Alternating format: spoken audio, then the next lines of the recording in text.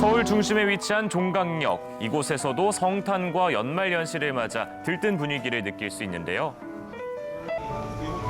많은 사람들이 오가는 광장 한쪽에서 뭔가를 준비하고 있는 사람들의 모습이 눈에 띕니다. 서울에 5대 쪽방촌이 있는데요.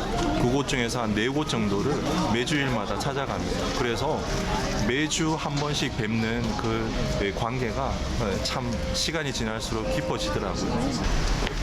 올해로 벌써 5년째 매주 일요일이 되면 쪽방촌을 찾아서 어려운 사람들을 돕는 활동을 하고 있습니다. 목적지로 향하던 도중 도움의 손길이 필요한 또 다른 사람들을 만난 손은식 씨 일행. 찾아온 봉사자들을 반갑게 맞이해주는 이들은 역 근처에서 생활하는 노숙인들이었습니다. 일정이 늦어졌음에도 이들이 거리의 노숙인들을 쉽게 지나치지 못하는 데는 특별한 이유가 있었는데요. 네, 거리에서 만난 노숙하신 10년간. 그래서 같이 아까 있던 분 중에 한 대여섯 분은 거리에서 만나서 같이 이제 숙소를 마련하고 이렇게 살아갑니다. 제가 예전에 있었지만 지금 또한 있는 분들 또한 굉장히 마음이 겉으로 볼 때는 막 투박해 보이고 그렇게 보여도 마음은 굉장히 여리거든요. 그래서 누구한테 자신을 이렇게 막 힘들고 그래도 남한테 이렇게 피해주고 그런 거 굉장히 미안해하고 또 도움 받는 것조차도 미안해하고 그런 마음이 여려요. 화려한 도심 속에 숨어있는 소외된 이들의 공간 쪽방촌. 오늘 찾아간 종로 외에도 동대문과 용산, 영등포, 남대문 등지에도 쪽방촌이 있습니다. 사람 한 명 다니는 것조차 힘들 만큼 좁은 다세대 주택. 이곳에 사는 주민들 대다수가 경제적 취약계층에 속하는 기초생활수급자입니다. 다리가 불편하신가 봐요. 강력을 해가지고 잘렸어.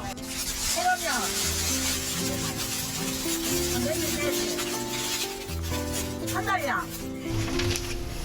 이곳의 주민들을 괴롭히는 건 경제적 어려움뿐만이 아니었습니다.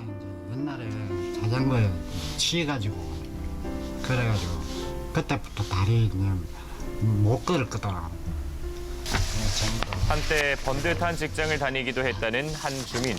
하지만 한순간의 사고가 그를 극빈층으로 내몰았습니다. 옛날에 오기 전에는 뭐였냐면은 이 양재동에 이 주방장에서 주방장 하다가 그때 이제 한번 이제 사고 나가지고 그때 그리고 나서 사람이 이제 맛이 완전 가붙는 거예요. 힘겨운 날들을 보내는 이들에게 사람답게 산다는 건 그저 꿈 같은 이야기입니다. 그런 데가 있냐면 이런 똑같은 건데 이게 내 방이라고 지금. 내 방이 되거든요. 여기 있는 사람들은 막 거의 다 90%가 환자란 말이야. 또 환자들만 모이고 거의 아픈 사람들 많이 죽어나가요. 꼭 이상하게 죽을 때 막 3-4명씩 죽어나간단 말이야. 그 약속이라 힘드시. 지금 현재 기초생활수급자는 180만 명 정도가 되고요. 그리고 차상위 계층으로 선정이 되신 분들은 90만 명 정도 이렇게 되는데요. 근데 우리 사회의 절대빈곤층이라고 얘기하는 최저생계비 이하로 생활하는 사람들은 전체 인구의 한 7에서 8% 정도 된다고 해요. 근데 살아가겠다는 의지도 희망도 잃은 쪽방촌 사람들이 유일하게 의지하는 곳이 있었습니다. 바로 영등포 쪽방촌에 위치한 한 병원인데요. 평일 오후임에도 불구하고 이곳은 환자들로 인산인해를 이루고 있었습니다. 노숙하시는 분들, 행여자분들 이런 분들이 이제 주로 저희 환자인데요. 사회 빈곤층이라고 그래야 될까요? 소외계층 사람들 그런 분들까지도 확대되고 또 외국인 노동자들 그런 분들도 저희가 진료하고 있습니다. 어려운 사람들이 찾는 이 병원에는 한 가지 특징이 있는데요. 저희 병원은요 후원금으로 운영되기 때문에요 진료비는 전액 무료입니다. 지금으로부터 32년 전인 1987년 가난한 환자들을 위한 상설병원의 필요성을 느낀 사람들이 힘을 합쳐서 이 병원을 설립했다고 합니다. 그 당시에는 이제 의료 보험이 안 되는 시기적으로 보험이 안 됐잖아요. 그래서 어려운 지역에 사시는 분들이 종합병원 가시기가 굉장히 힘든 상황이었어요. 산동에 계신 분들이나 이런 분들이. 그 의사 선생님하고 몇 분의 그 선배, 동창들이 산동네 가서 무료 진료를 했었어요, 주말이면은. 각 과마다 봉사자분들이 계세요. 무료 봉사하시는 분들. 이제 그런 분들이 계시고, 그 파트별로 한 명이나 두 명씩 이제 스텝으로 일을 하고요. 나머지 분들은 다 무료 봉사하시는 분들이에요. 저희가 한 1,000명 가까이 되는 걸로 알고 있습니다. 그리고 오늘은 기본 어떠한 대가도 없이 순수한 후원과 자원봉사로 운영 중이라는 이 병원. 하지만 실제 진료에 쓰이는 장비나 의료진의 진료 수준만큼은 다른 종합병원 못지않다고 합니다. 정년 퇴직 한 13년 됐고요. 여기 나온 지 한 12년쯤 됐고. 글쎄요, 내가 뭐 여기 와서는 이럴 줄 몰랐는데 와보니까 진짜 보람된 일을 하고 있다고 생각해요. 검사가 진행되는 사이 진료실 한편에서는 종이봉투를 준비하는 모습이 보입니다. 환자들을 위해서 준비했다는 특별한 선물의 정체는 바로 달걀과 두유였습니다. 예전에 피 체혈하려고 했더니 먹는 것도 없는데 이제 피를 뽑는다고 그러시면서 거부하시는 분들이 좀 계셔서 계란하고 두유하고 같이 드리니까 환자분 영양 개선에도 도움이 되고 체혈하는 데 대한 거부감도 좀 없고 그래서 이제 한 4년째 지금 이거 해오고 있습니다. 신발부터 음식뿐만 아니라 환자들에게 필요한 물품까지도 지원해주고 있는데요. 방 안에 있는 옷가지들 역시 환자들을 위한 생필품 중 하나입니다.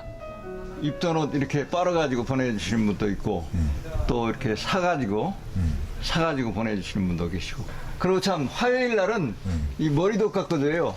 머리도 한 40명에서 50명 정도가 매주 화요일 날 와서 또 머리도 깎으시고 그렇습니다. 실제 이곳에서는 진료뿐만 아니라 환자들의 재활 지원을 위해서 다양한 프로그램들을 운영하고 있습니다.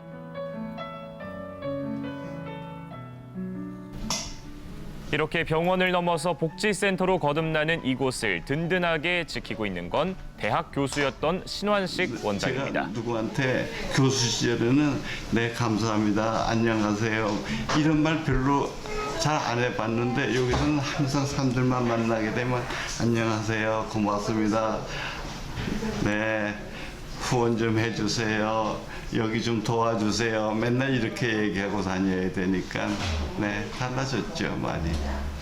벌써 지금 그러면 횟수가 11년째 네. 하시는 거네요? 2009년도에 왔으니까 2009년도 3월달에. 쪽방촌의 슈바이처로 불렸던 설립자 고 선우경식 원장. 평생 어려운 이들을 위해서 헌신했던 그가 세상을 떠났다는 소식에 많은 사람들이 슬퍼하기도 했습니다. 그 당시에도 선우경식 선생 원장님이 갑자기 선정하셔가지고 좀 여러 가지 조금 혼란스러운 시기가 있었잖아요. 저도 여기가 좀 더 안정이 된 가운데에서 이렇게 선순환이 될 수 있도록 그런 시스템을 좀 갖춰놓고 싶어요. 네, 저도 이제 나이가 자꾸 들어가니까. 소외된 사람들을 위해 존재한다는 이 병원의 바람은 단 하나입니다. 여기 환자들이 좀 줄었으면 좋겠어요. 뭔가 사회적으로 이렇게 뭔가 이게 되어지지 못하고 있기 때문에 이 병원이 환자가 끊이지 않고 오늘도 환자가 그렇게 많이 오고 있다는 것은 뭔가 이렇게 사회적으로 안전망을 제대로 구축해 놓지 못했다는 것을 의미하는 것이기 때문에 그래서 그런 면에서는 그렇죠. 네. 어려운 삶 속에서 하루하루를 버텨내는 소외계층들. 이들에게 희망찬 내일을 줄 수 있는 세상이 하루빨리 오길 바라봅니다.